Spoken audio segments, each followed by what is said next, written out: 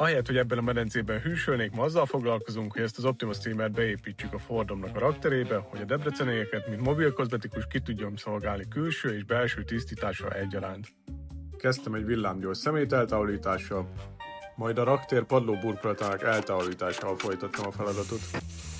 Én kis naív azt hittem, hogy ez egy könnyű feladat lesz, de a 25 éves csavarok igencsak megszivattak. Egy hosszanti hornyot vágtam bele a csavarba, de még így sem bírtam megmozdítani. Így kénytelen voltam minden csavarnak a fejét levágni flexel, de ezután már simán ki tudtam szedni a raktér padlóburkolatát. Ezután jött egy portalanítás, amit először seprűvel csináltam, aztán elővettem a jó öreg tornádot. Ha ilyen munkafolyamatot végeztek, mindenféleképpen vegyetek fel maszkot, különben belefulladtok a portba. Ezután következett egy kis részletezés, és indulhat is az Optima streamer.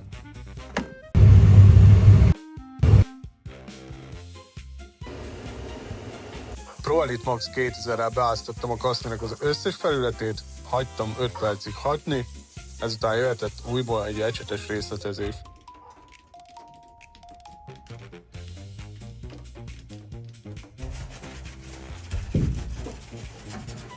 Itt még egy fúrógépbe fogható körkefélel átdolgoztam a felületet, hogy biztosan nem maradjon szennyeződés.